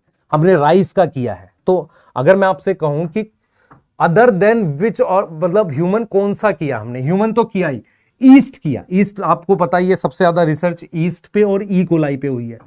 उसके अलावा एक निमेटोड है जिसका नाम सीनोरेप्टाइटिस है। अब ये निमेटोड के साथ मैंने नॉन पैथोजेनिक इसलिए लिखा है क्योंकि अगर आपको याद हो, मेलोइडीगाइन इनकॉग्निशिया, RNA इंटरफेरेंस बायोटेक, वो पैरासिटिक है ना, पैथोजेनिक है। ये वाला निमेटोड जो है ये नॉन पैथोजेनिक है। फिर हमने राइस पे किया, और हमने एक प्लांट है अरेबिडोप्सिस, इस पर भी हमने क्या किया, इनका भी जीनोम सीक्वेंस किया। अभी हमने बहुत सारे कर लिए हैं, ये कुछ एग्जाम्पल NCERT में मेंशन है। मतलब ह्यूमन के अलावा क्या हमने और जीनोम सीक्वेंस किए? मेन पॉइंट मैं आपको बता देता हूं क्या है। हम ये चाह रहे हैं कि पूरे ह्यूमन जीनोम का सीक्वेंस पता कर लें, ये पता कर ले कौन सी जीन का क्या सीक्वेंस है। उसके बाद हम ये पता कर पाएंगे कि क्या डिजीज कैसे डेवलप होती है, कैंसर हो गया या और भी जेनेटिक डिसऑर्डर कैसे डेवलप हुए, क्या गड़बड़ हुई, वो सारी चीजें पता कर पाएंगे। तो उसके लिए पहले ह्यूमन का जीनोम, दूसरा मान लो राइस का जीनोम सीक्वेंस कर लिया। अब राइस के जीनोम में कहां पर बदलाव करूं कि मुझे और बेनिफिट हो जाए। तो ये सारी चीजों के लिए हम और भी ऑर्गेनिज्म का जीनोम सीक्वेंस कर रहे हैं। अब सबसे इंपॉर्टेंट है मेथड। मेथड मतलब कैसे जीनोम सीक्वेंसिंग का मेथड है, ये समझ में आ रहा है? मेथोडोलॉजी बताते हैं बेटा। चलो बेटा, आप क्या करेंगे, इसकी मेथोडोलॉजी डिस्कस करेंगे। तो मैंने आपको सबसे पहले गोल बता दिया क्या होता है, मेगा प्रोजेक्ट था ये, और उन ऑर्गेनिज्म के नाम बता दिए जिसका भी हमने जीनोम सीक्वेंस किया था।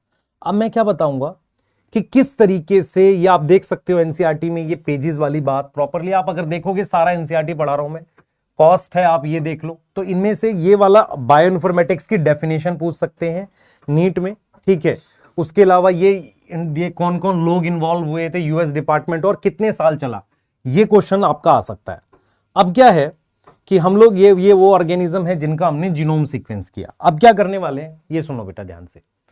अब हम क्या करेंगे, बेसिकली अब सीक्वेंसिंग ऑफ जीनोम करेंगे। मतलब क्या है कि मेरे पास ये एक सेल है जिसके अंदर ये टोटल DNA है ना, ये टोटल DNA है। तो हम क्या करने हैं, उसके जीनोम को सीक्वेंस करना है, मतलब सीक्वेंस बताना है। तो सीक्वेंसिंग ऑफ जीनोम मेरे पास दो अप्रोच है। पहली अप्रोच है कि sequencing of only expressed region. अब ये एक्सप्रेस्ड रीजन क्या होता है? एक तो ये अप्रोच है कि मैं पूरा जीनोम सीक्वेंस ना करूं, मतलब मैं यहां से लेकर यहां तक का पूरा डीएनए सीक्वेंस ना करके सिर्फ वो रीजन सीक्वेंस करूं जो आरएनए बनाता है। पहला तो ये अप्रोच हो सकती है। अप्रोच मतलब क्या तरीके हैं। दूसरा है होल जीनोम सीक्वेंसिंग, पूरा ही जीनोम सीक्वेंस कर दूं, होल जीनोम सीक्वेंसिंग कर दूं। मेरी बात समझ में आ रही है? जैसे मैं आपको दिखाता हूं, जो पहला मेथड है, जैसे मान लो पहला मेथड है, मेरे पास मान लो ये जीनोम है, सही है सर, ये जीनोम है। मैं रब कर देता हूं, नहीं तो कुछ फिर परेशान होते हैं कि सर आप लिख लेते हो। इधर देख बेटा, पहली अप्रोच की बात करते हैं। मान ले तेरे पास बेटा ये जीनोम है, ये पूरा जीनोम है, ठीक है, ये जीनोम है, क्लियर है। अब इस जीनोम में दो रीजन है। ये वाला रीजन कोडिंग है, मतलब इससे आरएनए बनता है, इससे आरएनए बनता है। एक बच्चा बेटा इंट्रॉन्स को लेके बोल रहा था, सर आपने कहा इंट्रॉन्स नॉन कोडिंग है। मेरी बात सुन, डीएनए से आरएनए के अंदर इंट्रॉन्स कोडिंग है, मतलब उससे आरएनए तो बनता है पर आरएनए से प्रोटीन नहीं बनता है।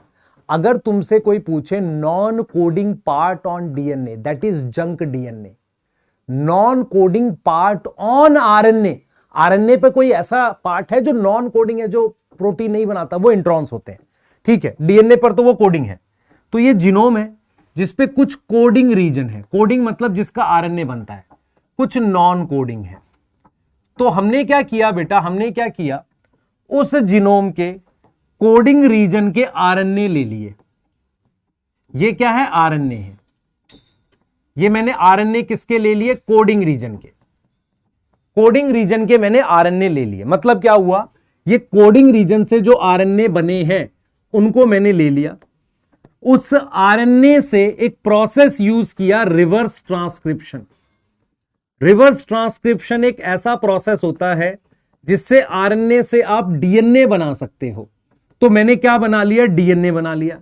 मैंने क्या बना लिया, डीएनए बना लिया। और मैंने क्या बना लिया, डीएनए बना लिया, ठीक है। तो मैंने क्या किया, मैंने सिर्फ अब इस डीएनए को क्या कर दिया, सीक्वेंस कर दिया। What is meaning of sequence, मैंने क्या किया, इस डीएनए का सीक्वेंस बता दिया, GATTGCATA, ये सीक्वेंस बता दिया। मैंने क्या किया, ये सीक्वेंस बता दिया, GATTGATA, ये सीक्वेंस बता दिया। मैंने क्या किया, ये सीक्वेंस बता दिया, GATTGATA, ये सीक्वेंस बता दिया। क्या ये समझ में आ रहा है, क्या ये समझ में आ रहा है, बताओ। तो हमने क्या किया है, ये आरएनए लिया है, इस आरएनए के रिवर्स ट्रांसक्रिप्शन से डीएनए बनाया है। जब किसी भी आरएनए से रिवर्स ट्रांसक्रिप्शन से डीएनए बनाते हैं उसको नाम देते हैं cDNA। cDNA मतलब कॉम्प्लीमेंट्री डीएनए। अब उस छोटे छोटे डीएनए के पीस की सीक्वेंसिंग कर दो, ठीक है। आप क्या कर दो, छोटे छोटे पीस की अलग अलग सीक्वेंस आएगा यार, है ना। ऐसा नहीं सेम आ जाएगा, सेम लिख दिया मैंने ऐसे ही, पर सेम नहीं आएगा, ऐसे ये कर लिया। तो हमने क्या किया है, इसे हम लिखते हैं EST, मतलब हमने क्या किया, इस अप्रोच में क्या किया, only expressed region, only expressed region is sequenced. हमने सीक्वेंसिंग सिर्फ किसकी करी है, एक्सप्रेस रीजन की, मतलब जिससे आरएनए बनता है। उसके लिए वर्ड यूज करते हैं EST। EST मतलब एक्सप्रेस सीक्वेंस ट्रैक। क्या समझ में आ रहा है भाई, आपको यह समझ में आना चाहिए, किसी हैप्लॉइड सेल में जो डीएनए होता है उसे जीनोम कहते हैं। उस जीनोम की सीक्वेंसिंग कर रहे हैं। दो अप्रोच है, या तो पूरा ही जीनोम सीक्वेंस कर दो, नहीं तो सिर्फ उतना करो जिसका आरएनए बनता है। तो इसमें क्या होगा, पहले आरएनए निकाल लो सेल में से, उसका डीएनए बना लो cDNA, और उसको सीक्वेंस कर दो। तो इसके लिए वर्ड यूज करते हैं एक्सप्रेस सीक्वेंस टैग, ये वर्ड यूज करते हैं, क्लियर है। और एक टर्म आती है, हम उसे लिखते हैं सीक्वेंस एनोटेशन। सीक्वेंस एनोटेशन मतलब क्या हुआ, जो सीक्वेंस रीजन है, जो ये कोडिंग रीजन मैंने सीक्वेंस किया है, इसका ओरिजिनल डीएनए पर फंक्शन असाइन करना, लोकेशन या फंक्शन। तो सीक्वेंस एनोटेशन का मतलब होता है, एनोटेशन है बेटा, सीक्वेंस एनोटेशन। सीक्वेंस एनोटेशन का क्या मतलब है कि जो सीक्वेंस रीजन है उसका क्या असाइन करना, उसका वर्क या फंक्शन असाइन करना। कहां पर असाइन करना, on original DNA, on original या ऑन जीनोमिक डीएनए। सर दोबारा बता दो, एक बार फिर से बताओ, ध्यान से सुनो। ये टोटल जीनोम है, यहां से यहां, इस पे ये कोडिंग है, ये नॉन कोडिंग है, कोडिंग नॉन कोडिंग। मैंने कोडिंग वाले से मुझे आरएनए मिलता है, मैंने इस आरएनए से डीएनए बनाया और इस डीएनए को सीक्वेंस कर लिया। इस मेथड को हम कहते हैं, मतलब ये जो तरीका है इसमें एक्सप्रेस रीजन सीक्वेंस कर रहे हैं। ये जो डीएनए है इन्हें हम ईएसटी कह सकते हैं, एक्सप्रेस सीक्वेंस टैग। दूसरा क्या होता है, ये डीएनए ओरिजिनल जीनोम पे कहां है और उनका क्या फंक्शन है, उसे हम सीक्वेंस एनोटेशन कहते हैं। डन हो गया, बताओ, ये डन हो गया। अब क्या करना है हमने, अब हमें क्या करना है बेटा, अब हमें करना है whole genome sequencing. Whole genome का क्या मतलब है, इधर देख बच्चे, होल जीनोम सीक्वेंसिंग। देख इधर, तेरे पास ये एक सेल है, सेल के अंदर जीनोम है, ये सेल है। अब आपने याद करो एक मेथड पढ़ा था डीएनए आइसोलेशन का, पढ़ा था कि नहीं, ये जीनोम आइसोलेशन, डीएनए आइसोलेट कर लिया। अब आपसे मैं कहूं कि अगर कोई डीएनए आइसोलेट करते हैं, बायोटेक में पढ़ा है, उसमें आप क्या करते हो, डीएनए को कट करते हो, किससे, आरी से। आरी मतलब लकड़ी काटने वाली आरी नहीं, रिस्ट्रिक्शन एंजाइम। तो मैंने सेल लिया है, उसमें से डीएनए आइसोलेट किया है जो जीनोम है, ठीक है, जो क्या है बेटा, जीनोम। अब आपने क्या किया है, रिस्ट्रिक्शन एंजाइम से काट दिया है, तो आपके पास क्या आ गए, आपके पास इस टेस्ट ट्यूब में डीएनए के पीस आ गए ऐसे। ये डीएनए के क्या आ गए, फ्रेगमेंट्स आ गए। ये डीएनए के क्या आ गए, फ्रेगमेंट्स आ गए, जब आपने इसको आरी से काट दिया। ये डीएनए के फ्रेगमेंट्स हैं। मैं क्या करूंगा, इस हर एक फ्रेगमेंट को सीक्वेंस करूंगा। मैं आपको एक जरा एग्जांपल से समझा देता हूं, ठीक है, एक बार एग्जांपल से समझा देता हूं, थोड़ा सा आपको समझ में आ जाएगा। देख बेटा, ये एक डीएनए है, ये एक डीएनए है जो यहां सेल से निकाला है मैंने। आपको पता है जब मैं इसको रिस्ट्रिक्शन एंजाइम से काटता हूं तो जहां जहां पैलिंड्रोम होगा, जैसे यहां, यहां, यहां और यहां, ये छोटे छोटे टुकड़ों में कट जाएगा। हाँ सर, ये छोटे छोटे टुकड़ों में कट जाएगा, वो ये आ गए। अब मैं तेरे से ये बोल रहा हूं बेटा कि हमारे पास एक मेथड है जो इन छोटे छोटे टुकड़ों को इंडिविजुअल सीक्वेंस कर सकता है। जैसे इस टुकड़े का सीक्वेंस बता देगा, फिर इसका बता देगा, फिर इसका बता देगा, फिर इसका बता देगा।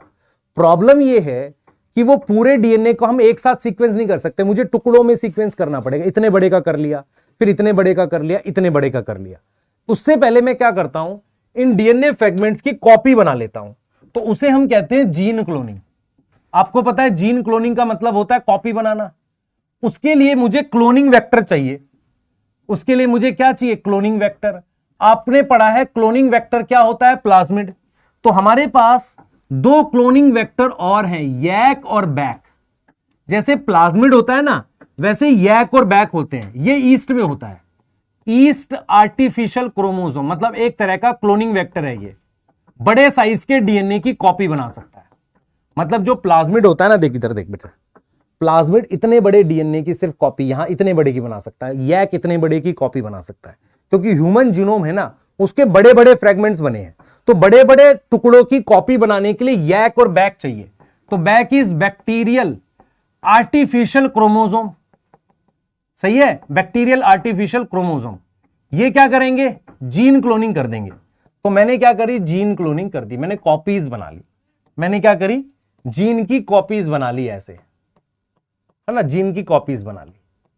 अब मैं क्या करता हूं, मेरे पास एक मेथड होता है, एक मशीन होती है, उस मशीन का नाम होता है सेंगर मेथड। क्या है, सेंगर मेथड। सेंगर मेथड क्या करता है, सेंगर मतलब एक साइंटिस्ट थे। उस टेस्ट ट्यूब में अगर मैं डीएनए का एक पीस डाल दूं तो वो कंप्यूटर पे उसका एक सीक्वेंस बता देगा ऐसे। ये समझ में आ रहा है? ये डीएनए का फ्रेगमेंट है, इसका सीक्वेंस बता देगा। तो सेंगर मेथड जो है उसके लिए एक वर्ड यूज करते हैं ऑटोमेटेड। ऑटोमेटेड, ऑटोमेटेड मतलब मशीन है, डीएनए सीक्वेंसिंग। तो आपको समझ में आ रहा है, मैं पूरा का पूरा डीएनए सीक्वेंस कर रहा हूं। जैसे मान लो मेरे पास ये सेल है, सेल से मैंने जीनोम निकाला, जीनोम को आरई से कट किया रिस्ट्रिक्शन एंजाइम से, फिर मैंने कॉपी बनाई जीन की या डीएनए की कॉपी बनाई, तो उसके लिए मैंने यैक और बैक लिया। ये जो यैक और बैक है ना, इन्होंने कॉपीज बना दी। उन कॉपीज में सॉरी उन टुकड़ों की मैंने इंडिविजुअल सीक्वेंसिंग करी है। मतलब आपके पास ऐसे बहुत सारे पीस आ गए जिनका सीक्वेंस आपको पता है। ऐसे काफी सारे पीस आ जाएंगे जिनका सीक्वेंस आपको पता है। ऐसे काफी सारे पीस आ जाएंगे। प्रॉब्लम कहां है मैं आपको बताता हूं। ये सेगमेंट, हर एक फ्रेगमेंट का सीक्वेंस कौन बता रहा है? Sanger method. प्रॉब्लम कहां पर है कि मैं ये नहीं बता पाऊंगा कि कौन सा पीस पहले या कौन सा बाद में। मतलब क्या? जैसे ये है, इसके छोटे छोटे पीस काट लो, ठीक है, उसको इंडिविजुअल सीक्वेंस भी कर लो सेंगर मेथड से, पर कौन सा टुकड़ा पहले आएगा कौन सा बाद में, ये कैसे पता चलेगा? इसके लिए हमें क्या करना पड़ता है? कंप्यूटर बेस्ड प्रोग्राम की जरूरत पड़ती है, जो क्या करता है, इस तरीके से करता है। जैसे मान लो मैंने डीएनए आइसोलेट कर दिया, यैक से सेंगर मेथड से कर दिया। अब देखो मैं क्या बता रहा हूं। जैसे मान लो मेरे पास ये एक डीएनए है, इस पर ये डीएनए है, इस पर कुछ सीक्वेंस बना हुआ है, ध्यान से देखना। ऐसे सीक्वेंस है, ए बी सी डी करके लिख लेते हैं ताकि आपको समझाना आसान रहे। अब देखना मैं क्या करता हूं, इसी डीएनए को अलग अलग आरई से कट कर देता हूं। मान लो मैं एक पर्टिकुलर रिस्ट्रिक्शन एंजाइम से काटता हूं तो ये पीस आते हैं, ये पीस आ गए।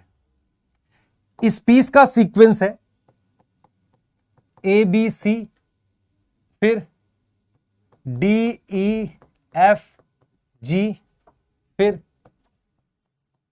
एच आई जे के एल। दूसरे आरई से कट किया रिस्ट्रिक्शन एंजाइम से, तो मेरे पास ये सीक्वेंस आ रहा है, मेरे पास ये सीक्वेंस आ रहा है, A B C D E F G H I जे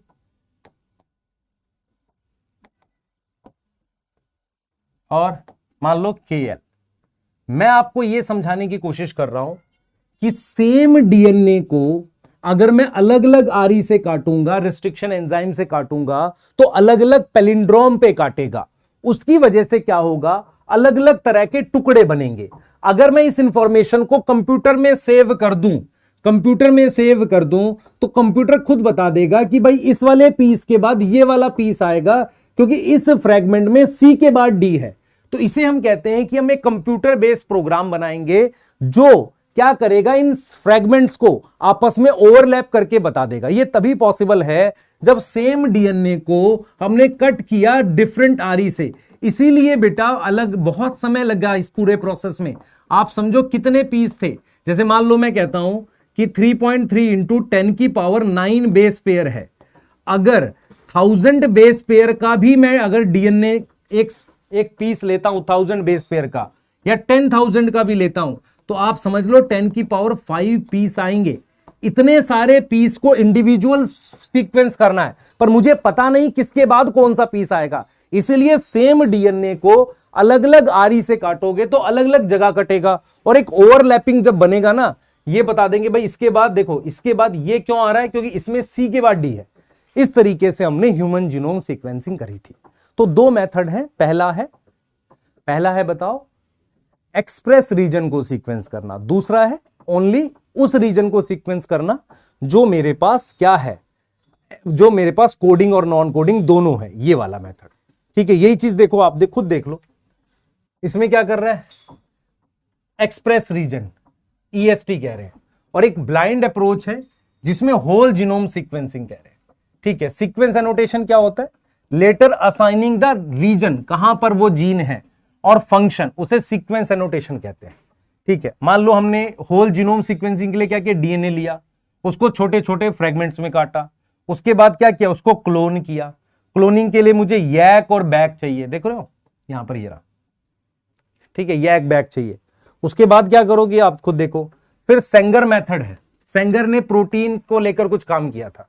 ठीक है, सीक्वेंसिंग ऑफ प्रोटीन को लेके वो मेथड है। आप देख रहे हो ओवरलैपिंग रीजन बताया था ना, कैसे ओवरलैप करके पता लगा लेंगे।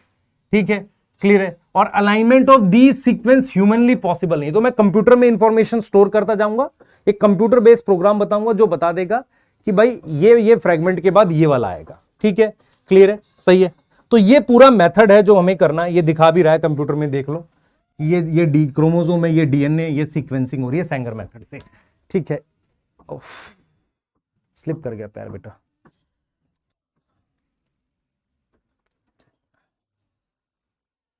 आ जाओ, सेलिएंट फीचर की बात करते हैं। सेलिएंट फीचर मतलब क्या क्या हमारे पास फीचर निकल के आए, यही बहुत इंपॉर्टेंट है क्वेश्चन के लिए, सबसे ज्यादा यही इंपॉर्टेंट है। सेलिएंट फीचर, सर लिखने दो एक बार, ये लिख ले बेटा मेथड, मैं चाह रहा हूं लिख ले। एक्सप्रेस रीजन, सीडीएनए क्या होता है, कॉम्प्लीमेंट्री डीएनए। सीडीएनए और कहां लिखा है, जहां तो आप एडिनोसिन डीएमिनेज पढ़ोगे ना, जीन थेरेपी, वहां भी सीडीएनए लिखा है तुम्हारी एनसीईआरटी में। ठीक है, तो एक्सप्रेस रीजन को सीक्वेंस कर रहे हैं। होल देखो, आप लिख लो पहले ये वाला लिख लो।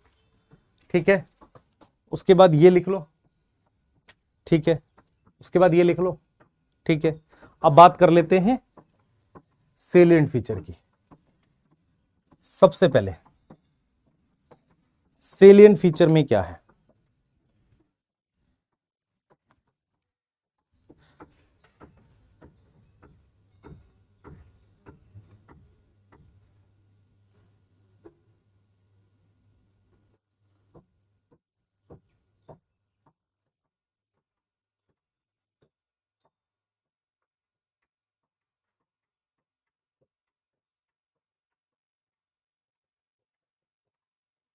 ठीक है, सेलिएंट फीचर क्या है,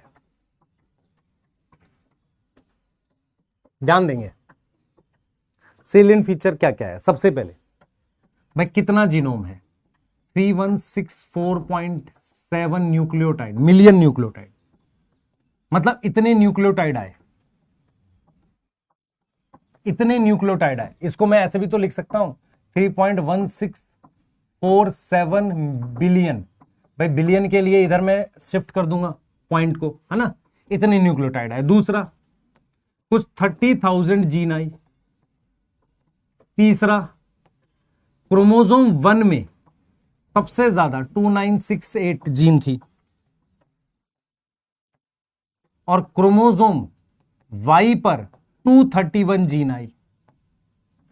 ठीक है, कितनी आई, 31 जीन आई, मतलब टोटल इतनी जीन आई, इतने न्यूक्लियोटाइड थे। फोर्थ सुनना ध्यान से बेटा, एवरेज साइज जीन का क्या था, एवरेज साइज एक जीन का लगभग 3,000 न्यूक्लियोटाइड का था। और पर 2.4 मिलियन की एक बहुत बड़ी जीन होती है डिस्ट्रोफिन। डिस्ट्रोफिन क्या होती है, एक प्रोटीन की जीन है। ये डिस्ट्रोफिन प्रोटीन एब्सेंट होती है मस्कुलर डिस्ट्रोफी में, है ना, मस्कुलर डिस्ट्रोफी में। तो एवरेज जो आया मेरे पास वो 3000 न्यूक्लियोटाइड आया। ठीक है, 3000 न्यूक्लियोटाइड आया, और 2.4 मिलियन जो है डिस्ट्रोफिन प्रोटीन हमारे पास है। क्या है, डिस्ट्रोफिन प्रोटीन। क्लियर है, यहां तक समझ में आ रहा है, क्लियर है। तो एवरेज साइज कितना आ रहा है, कितना आ रहा है हमारे पास, 3000 न्यूक्लियोटाइड आ रहा है, 2.4 मिलियन डिस्ट्रोफिन प्रोटीन आ रहा है जो साइज है। ठीक है, डिस्ट्रोफिन आ रहा है। फिफ्थ देखो, ये इतने न्यूक्लियोटाइड है, इतनी जीन है, क्रोमोसोम एन में कितनी है, 29 इतनी है, और ये वाई में इतनी है। वाई क्रोमोसोम में सबसे कम जीन होती है, क्रोमोसोम 1 में सबसे ज्यादा होती है। टोटल जीन इतनी है 30,000 के आसपास। ये न्यूक्लियोटाइड है, एक जीन का साइज एवरेज 3000 न्यूक्लियोटाइड का है। कुछ ऐसी है बहुत बड़ी, है ना, और जो बेटा टेस्टोस्टेरोन की जीन दे नहीं रखा, सबसे छोटे साइज की जीन होती है। उसके अलावा 50% जीन का फंक्शन अननोन है। फंक्शन क्या है, अननोन, पता ही नहीं है कि 50% जीन क्या काम करती है। Less than 2% genome code for protein, बहुत कम पार्ट जो है प्रोटीन के लिए कोड करता है। Part code for protein, code for protein के लिए बहुत कम पार्ट है। क्या ये समझ में आ रहा है? प्रोटीन के लिए बहुत कम पार्ट कोड करता है। 50% जीन का तो हमें फंक्शन भी नहीं पता। क्लियर है? बहुत सारे सीक्वेंस, हमें रिपीटेड सीक्वेंस मिले। What is repeated sequence? ये क्या होते हैं रिपीटेड सीक्वेंस? ये देख लो, देखो बेटा, जैसे मान लो ये डीएनए लिख दिया मैंने, तो डीएनए में ये एक सीक्वेंस है जो बार बार रिपीट हो रहा है। ये सीक्वेंस बार बार रिपीट हो रहा है। तो बहुत सारे ऐसे सीक्वेंस थे जो रिपीटेड थे। बहुत सारी जगह मुझे कैसे सीक्वेंस मिले? रिपीटेड। रिपीटेड मतलब ऐसे सीक्वेंस जो बार बार आ रहे हैं, इन्हें रिपीटेड सीक्वेंस कहते हैं। आप जरा ये देखना, कुछ 1.4 मिलियन लोकेशंस थी एसएनपी की। अब ये एसएनपी क्या होता है ये समझो, देखो इधर समझो। मान लो मैंने एक सीक्वेंस लिख दिया,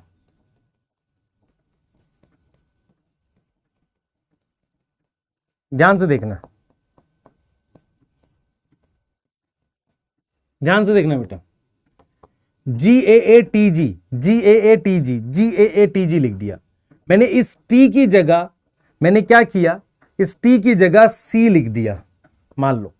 तो इस पूरे सीक्वेंस में मैंने एक पोजीशन पर एक न्यूक्लियोटाइड बदल दिया है। तो 1.4 मिलियन लोकेशन है एसएनपी की। एसएनपी की मतलब होता है single nucleotide polymorphism. Now what is polymorphism change? मतलब मुझे जैसे मान लो ये तीन अलग अलग सीक्वेंस दे रखे हैं, ये तीनों एग्जैक्टली सेम है। मुझे एक लोकेशन ऐसी मिली जिसमें एक न्यूक्लियोटाइड पे बदलाव है। ये बता रहा है कि मेरे पास म्यूटेशन होती हैं उसमें। मतलब 1.4 मिलियन लोकेशंस ऐसी हैं जहां पर दो बड़े सीक्वेंस में सिर्फ एक न्यूक्लियोटाइड का बदलाव होता है। इसे एसएनपी कहते हैं, single nucleotide polymorphism. What is polymorphism? Polymorphism मतलब बदलाव, वेरिएशन, म्यूटेशन। तो एसएनपी क्या मिले मुझे? ऐसी बहुत सारी लोकेशंस मिली जहां पर रिपीटेड सीक्वेंस है। इन रिपीटेड सीक्वेंस में कुछ ऐसी लोकेशंस मिली जहां पर एक न्यूक्लियोटाइड में बदलाव है। ये है एसएनपीज। क्लियर है? ये एसएनपीज है। सही है, ठीक है। तो ये आप यहां से पढ़ सकते हो और मैं आपको क्लियर करता हूं। ये देखो टोटल कितने न्यूक्लियोटाइड हैं, ये देखो, ये इतने मिलियन है। अगर इस पॉइंट को मैं यहां शिफ्ट करूंगा तो बिलियन लिख दूंगा। एवरेज 3000 की है, पर 2.4 मिलियन की डिस्ट्रोफिन है। टोटल नंबर ऑफ जीन 30,000 है और हम इतनी एस्टिमेट कर रहे थे लगभग। ठीक है, क्लियर है? हाँ, फंक्शन मुझे 50% जीन का फंक्शन नहीं पता। Less than 2% genome codes for protein, less than 2% code for protein. Repeated sequences make very large portion of human genome. Repeated sequence क्या है? बहुत बड़ा हिस्सा बनाता है जीनोम का। ठीक है, उसके बाद क्रोमोसोम 1 है मोस्ट जीन और Y है बहुत कम। 1 में काफी सारी जीन है और Y में बहुत कम है।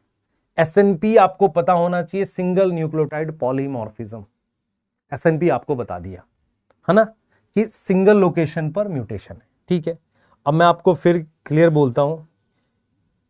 एप्लीकेशन और फ्यूचर चेंज की जो पैराग्राफ है उसमें सिर्फ ये काम का है कि आने वाले टाइम में, मैं आपको क्लियर बता रहा हूं, आने वाले टाइम में आप कैंसर वगैरह की स्टडी कर पाओगे। जैसे मैं आपको क्लियर बताता हूं फ्यूचर में ह्यूमन जीनोम का क्या होगा।